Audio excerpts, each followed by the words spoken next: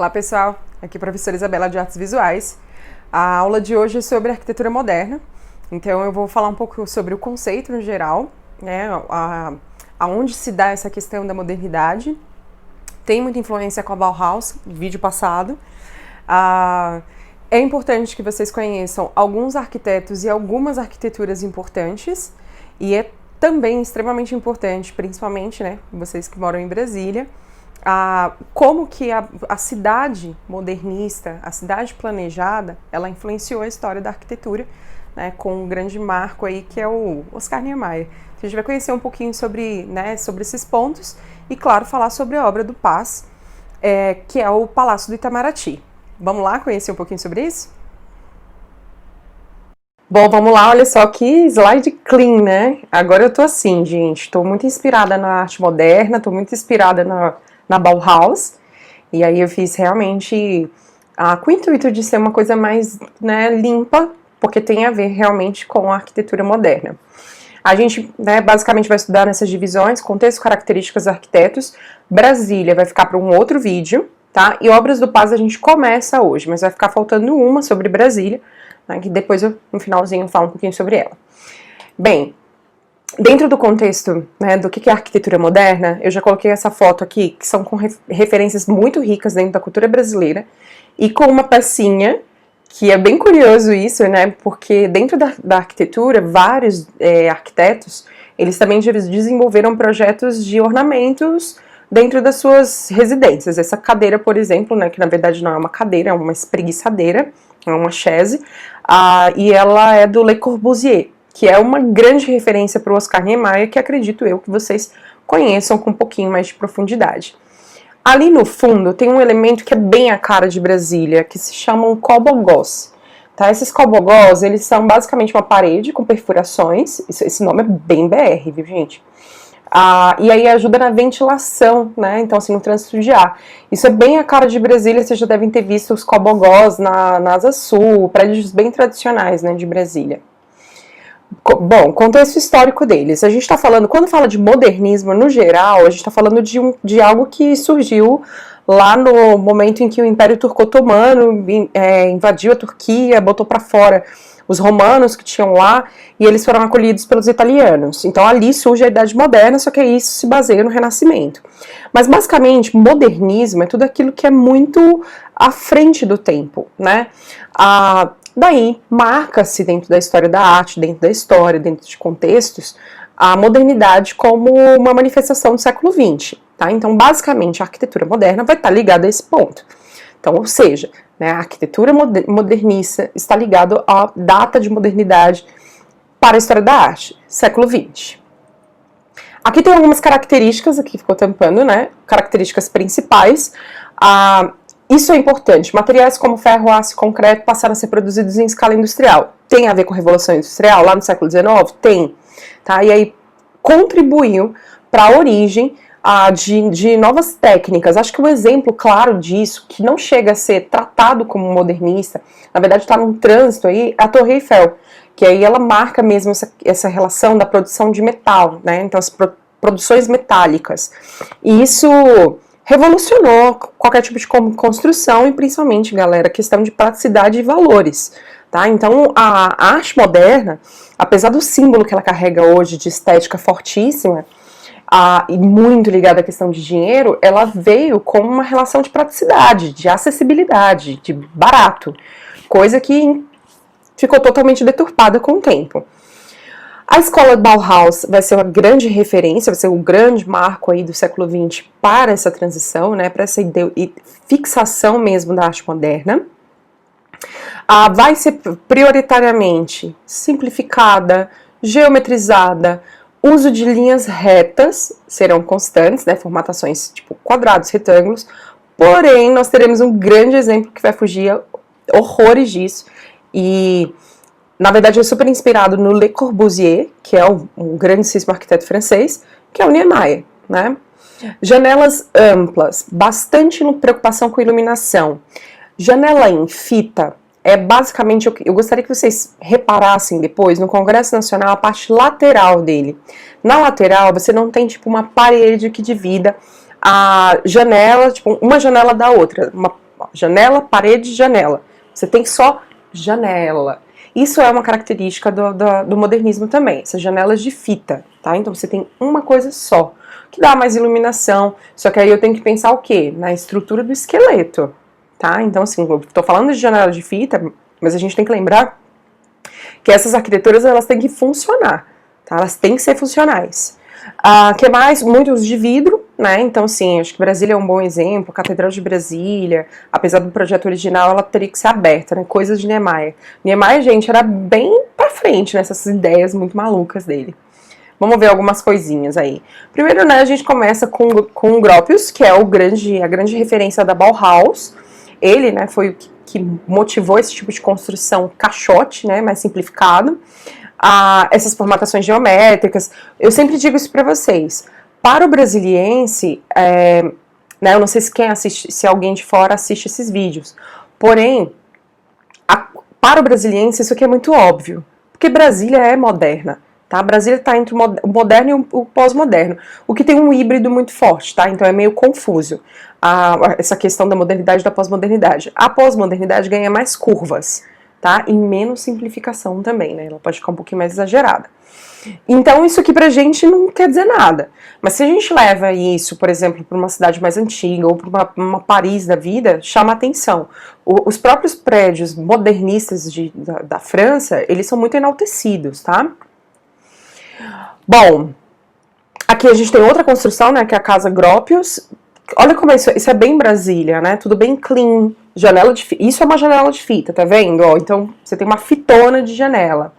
Gente, escada caracol, que é uma escada super tradicional, escada de incêndio, basicamente, né? Isso também é modernista. E uma das coisas que eu acho muito louvável do modernismo é porque, além de tudo, essas escadas, elas são muito seguras, né, no caso de escape. Tipo, um incêndio, então na hora de fugir.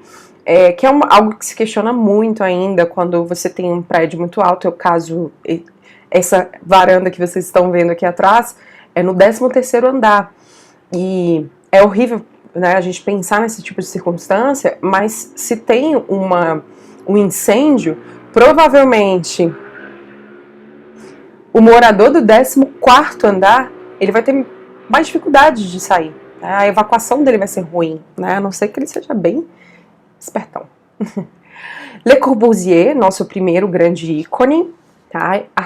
Arquiteto francês, designer de moda, de interiores, também de moda. Design de interiores. Gente, ó, observem, tá? Niemeyer sugou. Esse sugou é até um pouco questionado dentro de alguns arquitetos que falam assim, o Niemeyer teve como inspiração ou teve como cópia? Mas eu confesso para vocês que hoje, assim, principalmente agora com a minha cabeça, né, século XXI, a minha cabeça 2020, que é uma cabeça acho que mudou bastante com o tempo, essa questão de cópia ou inspiração, ela é muito questionável mesmo, é muito difícil ser inovador, e o Le Corbusier foi, e quem sabe ele também não se inspirou em outras coisas, então assim, a gente não sabe ao certo se é tipo um estalo que o arquiteto tem, mas de fato, todas essas arquiteturas que eu vou mostrar agora para vocês, elas são muito diferenciadas. Bom, o Le Corbusier, ele estruturou o pensamento dele em 5 pontos da arquitetura moderna. Esses 5 pontos foram seguidos por alguns artistas ou não, tá? Mas eles são bem famosos. Fachada livre, tá? Então você não vai ter, por exemplo, sacada, como é o caso aqui da o prédio que eu moro, essa região que eu estou, ela é um anexo, tá? Então, se você tem um prédio, você tem esses anexos das varandas. Para eles isso não era tão interessante, a fachada dela tinha que ser limpa, totalmente livre. Janelas em formato de fita, pilotis, isso é a cara do brasiliense, tá? Até porque dentro da asa sul e da asa norte, existe a questão dos prédios que são erguidos, né? Essa possibilidade de ficar perambulando por embaixo dos prédios, né? Isso é graças aos pilotis, que são estruturas, são pilares que erguem, tá, o prédio. Então você não tem aquele prédio preso, né, fincado, aterrado, enraizado no solo, tá? Terraço com jardim. Lembre-se disso, terraço com jardim, porque a gente tem na obra do Paz, terraço com jardim. Gente, imagina, o último andar do prédio ter um grande jardim de inverno. Ajuda na umidade, ajuda a em questão de sustentabilidade, ajuda, inclusive, economia de energia. Existem vários processos que são interessantes com o terraço de jardim. Pode ser caro na construção, mas pode ser que saia barato para a humanidade e até para quem constrói. Planta livre. O que é uma planta livre? O projeto não precisa ficar amarrado a padrões. Eu posso fazer, por exemplo, uma planta com curvas, desde que isso possa ser executado. Aí vem, né, a questão do engenheiro, né? Que aí os engenheiros questionavam, falavam assim, faz de uma maneira simples, principalmente Niemeyer aqui no Brasil. Bom, aqui é do Le Corbusier. Olha que curioso isso. Isso aqui é bem Brasília, não é? Gente, isso aqui é uma espécie de favela vertical, tá? Depois da Segunda Guerra Mundial, algumas pessoas, elas ficaram sem moradia. E aí um projeto do Le Corbusier, inclusive, pasmem, Lúcio Costa, tá? Lúcio Costa, brasileiro, contribuiu para esse projeto também. São moradias doadas para algumas famílias que ficaram desabrigadas, isso da França, né? E aí então ficou um espaço de acolhimento. Agora uma coisa que é legal, né? Como diz Fachada Livre, apesar de ser um lugar, hoje deve ser tudo histórico, como é projetado pelo Le Corbusier, é capaz de ser caro. Eu não pesquisei valores na atualidade, mas as famílias herdaram isso, ganharam, tá? Isso daqui.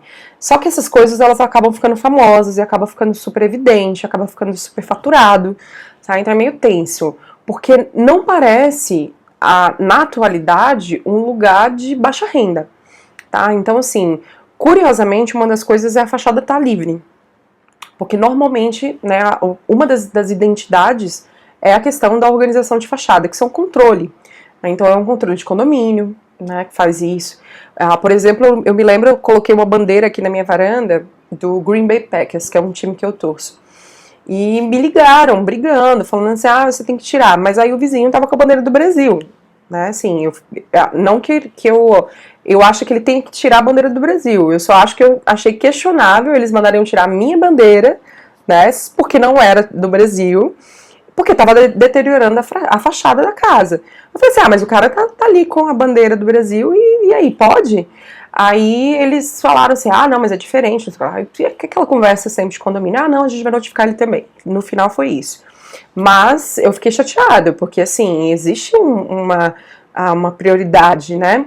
Mas se a gente coloca alguma coisa aqui, o condomínio vai acionar, vai falar, tem que tirar isso, porque eu moro no 13º andar, então fica alguém aí olhando. Isso aqui é uma Notre Dame, tá? Então assim, gente, com a cara do francês construiu uma igreja, só que é bem modernista. O que eu quero que vocês reparem nessa arquitetura, já com caráter de influência no Niemeyer, é o concreto bem evidente, tá? O concreto aparente é algo bem tradicional, se vocês olharem essa estrutura do teto.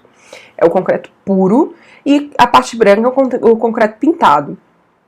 Porém, pessoal, uma das coisas que valoriza, né, a arquitetura não é essa parte branca, é o concreto aparente, tá? Isso é bem a cara de Brasília também, reparem isso depois. Olha isso, gente, mais Brasília impossível, né? Essa construção é na Índia, tá? E feita pelo Le Corbusier também. Como que eu consigo fazer essa estrutura curva, professora? Né? Claro que, né, para conseguir fazer isso você tem que ter conhecimento de matéria. Mas isso é usado concreto armado, então ele tem uma estrutura de metal por baixo que fortalece, né? É como se fosse um esqueleto.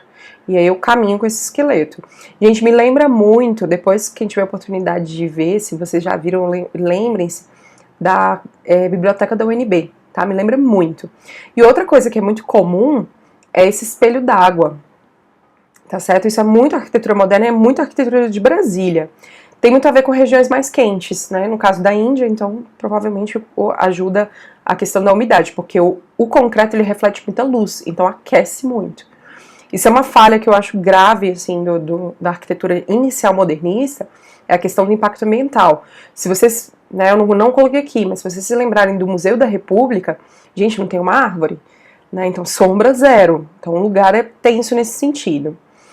Bom, isso aqui é uma área residencial, uma casinha humilde do Le Corbusier. Gente, é muito lindo isso. Isso é capa de livro, né? Uma grande referência arquitetônica também na França. Isso aqui é em Zurique. É uma é um centro de convenções. É para exposição, para encontros, reuniões, né? Vejam que tem muita referência das cores da Bauhaus, uso de cores primárias e secundárias, simples, blocões, né? É bem simples, é isso. Né? Algumas estruturas do Minhocão, lá da UNB, também tem referência com isso. Também é feito pelo Niemeyer. Frank Lloyd Wright, esse aqui é... Eu tenho certeza que vocês já viram coisa dele.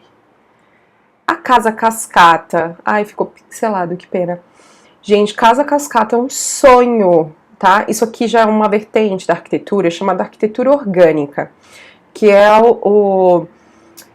arquitetura ela não pode ter impacto no ambiente, ela tem que entrar no ambiente, ela tem que fazer parte disso.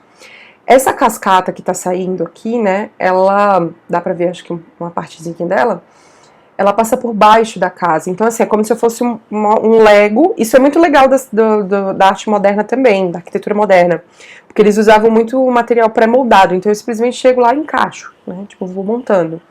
E aí essa casa, ela tem o piso de pedra, então ela tá sempre geladinha por conta da cascata, então tem uma umidade natural. Enfim, é um projeto belíssimo, é uma casa incrível, fica numa localização maravilhosa, né, que dá uma sensação de natureza, né, um ambiente natural, e a arquitetura ali inserida, né, não parece que ela tá... Vejam se vocês têm essa sensação, eu não vejo ela como se ela estivesse interrompendo a natureza, parece que ela faz parte. Essa é a intenção de uma arquitetura orgânica. E esse projeto, vocês já viram, gente, isso aqui apareceu em um monte de filme, né, tem uma cena clássica que é do MIB 1, que o extraterrestre sobe exatamente nessas paredes curvas. Eu tô jogando pela milionésima vez o Homem-Aranha, também dá pra gente passar por lá, tem que tirar foto, né, desse lugar, quem joga sabe do que eu tô falando. Né, então assim, fica em Nova York, é o Guggenheim, é um lugar belíssimo, é um museu de arte moderna, né, de arte moderna e pós-moderna. Caro pra entrar, museu pequeno é caro, viu, gente? Acho que na época que eu fui, eu não sei como, não muda muito nos Estados Unidos, mas acho que é $20 pra entrar. É legal porque tem paredes curvas, então assim, ele é inovador em vários sentidos. Engraçado, de baixo a gente não consegue, eu não consigo fotos muito boas, porque Nova York é tudo meio empilhado, né? É engraçado, eu quero que vocês separem outra coisa também, as fotos de Brasília, gente. Brasília, meu Deus, que cenários, né? Eu fiz questão de deixar o céu bem limpo, enfim, né? Bem bonitão.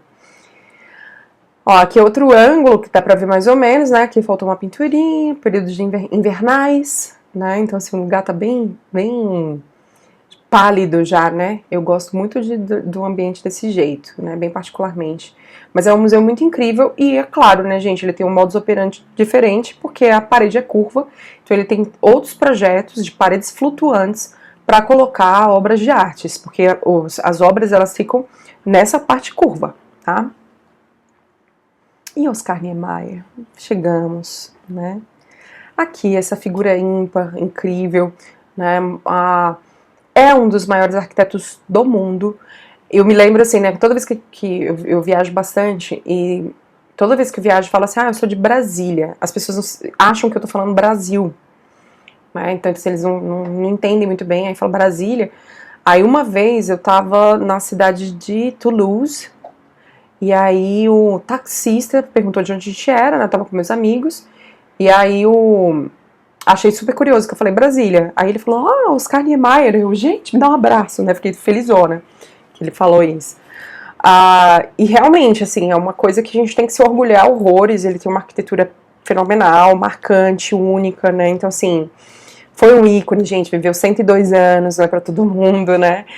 Imagina, ele construiu Brasília, não, né? Pelo amor, né? Ele, quando fez parte dos projetos principais de Brasília, o Niemeyer já tinha 40 anos, né? Então, assim, é um cara que já tinha uma vivência, uma experiência dentro da arquitetura, já tinha conhecimento, contato, já tem arquiteturas fora do Brasil, várias, tá? Então, é realmente um ícone. Vamos ver, né? Conhecer algumas das arquiteturas dele. Niemeyer, gente, usa muito vidro, usa muito concreto, muitas peças brancas, tá? Concreto pintado de branco, não tem revestimento. Azulejaria, tanto que tem uma parceria muito forte com Atos Bulcão, que é um artista plástico, tinha, né, ambos faleceram. Aqui é o Museu de Curitiba, Museu de Arte Moderna, Museu Oscar Niemeyer de Curitiba, também conhecido como Olho, porque a intenção dele é imitar um olho, era imitar um olho. E reparem sempre no espelho d'água. Então tem um espelho d'água ali embaixo. O espelho d'água ajuda a refletir a arquitetura, ampliar o ambiente, a dar fotos excelentes e, claro, né, gente, a umidade. Não que Curitiba precise de umidade, né?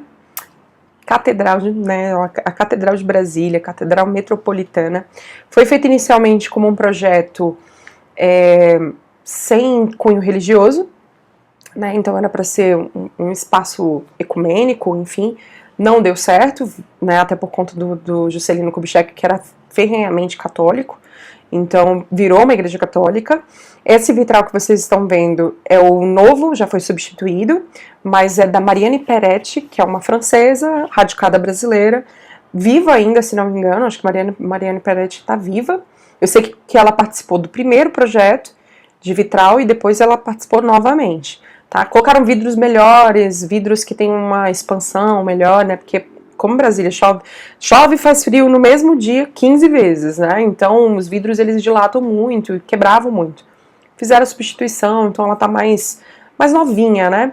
Gente, a intenção do Niemeyer, apesar de ter 16 pontas, é formar mãos unidas, tá? Então tem a ver com referência corporal. Ele gostava muito de fazer esse tipo de referência. Aqui, né, o Museu do Rio de Janeiro, né, Museu de Arte Moderna também, parece a casa do Tony Stark. Aqui o Palácio do Planalto, onde presidentes ocupam, né, o espaço. E olha o céu de Brasília, né? Adoro as fotos, quando você procura as fotos de Brasília, é um desbunde, você fica assim, ai meu Deus, qual que eu escolho, né? Ó, vejam só, vidro evidente, nesse caso, eles usaram o símbolo da alvorada, que é o símbolo da bandeira do Brasil, no caso do Niemeyer, ele projetou, e a intenção é elevar, tá? Dar leveza, tá certo? Ela tem um revestimento de mármore, Niemeyer gostava bastante de mármore, apesar da intenção de ser tudo mais acessível e barato. Nada barato, né, na verdade. Aqui é o Palácio da Alvorada, adoro essa foto, porque mostra bem o espelho d'água, tanto que o reflexo é exagerado até aqui, né, parece que é uma outra construção, né, de tão bom que tá. Mas a intenção do Niemeyer é que a água chegue exatamente no limiar, também com a intenção de que tá flutuando, e os pilares têm o formato da Alvorada. Isso aqui já caiu muito em vestibulares, tá? Gente, o Palácio da Alvorada é onde o presidente mora, tá certo? Ao redor aí que tem as eminhas que gostam de bicar a galera. Bom, Congresso, né, o Congresso Nacional, gente, o Congresso Nacional foi projetado pelo Niemeyer para representar os três poderes, né, assim, mas que poderes, perdão, não é os três poderes, faz parte da Praça dos Três Poderes, que aí você tem o Palácio do Planalto, você tem o Palácio da Justiça, também é feito por ele, e o Congresso, então Poder Legislativo, Poder Executivo e Poder Judiciário, tudo reunido, e aqui representa o poder do povo, né, e o Poder Legislativo. Então essa cúpula para baixo, cúpula ou calota, nada de cumbuca, esse prato, vamos levar um nome mais bonitinho. Essa calota para baixo representa o poder legislativo e a calota para cima representa o poder do povo. Por isso que ela é maior, porque ela pode encher, tá? E as torres, elas formam um H, que é de ser humano, tá? De humanidade. Olha que poético, né? É assimétrica, o que eu acho muito legal. Tem gente que se incomoda um pouquinho, porque o H é mais próximo do povo, né? E tem espelhos d'água, o espelho d'água, nesse caso, também tem uma função de proteção, né, para esse local, né, de inacessibilidade. É muito bonito, eu gosto muito, não fiquem desejando que exploda, tá? Não importa quem tá lá dentro, ainda é uma arquitetura do Niemeyer e é muito simbólica, é muito bonita. Aqui algumas, né, construções fora, também aparece lá no Homem-Aranha, tá? Isso aqui é a construção dele para a sede da ONU, dá para vocês visitarem lá também com o Homem-Aranha. Aqui são, ó, em cima são centros culturais, né? Esse que tem um espiralzinho, lembra a torre, né? A torre digital. Né, a cúpulazinha lembra, tem construção em São Paulo, tem a Oca em São Paulo, tem o Museu da República, né, também. E aí o Niemeyer, ele construiu isso aqui para a Espanha. Embaixo dele, que é muito parecido com a obra do Paz, é uma editora em Milão. Ali em cima, em Simão, né, com bandeiras francesas, é um centro cultural também. E aqui embaixo é um cassino em Portugal. E a obra do Paz, né, Palácio do Itamaraty. Gente, o Palácio do Itamaraty é um ícone, né, uma das construções mais bonitas, mais conservadas, né, então, assim, fica, né, a sede do Ministério das Relações Exteriores, então, assim, é um lugar onde tem diplomatas trabalhando, então é um lugar super elegante, maior concentração de obras de arte de Brasília. É obrigatório em Brasília todo órgão público ter, né, uma obra de arte de brasileiros, aqui tem várias, um lugar lindíssimo. Isso que vocês estão vendo, esses arcos, foi chamado de Palácio dos Arcos há muito tempo atrás, agora é Palácio do Itamaraty. Esses arcos, eles são de concreto aparente, então dá pra ver bem mesmo as fitas de concreto montadas. A parte de cima dá pra ver que é um terraço, é lindo, daqui a pouco eu mostro uma foto. E nós temos a outra obra do Paz nessa fotografia evidente, que é o Meteoro. Depois eu vou explicar o que ele significa, mas é uma escultura gigante, tem 5 metros de altura, é bem grandão. E aí, esse local tem um espelho d'água, que é muito conservado, é um dos locais mais conservados de Brasília, com toda certeza.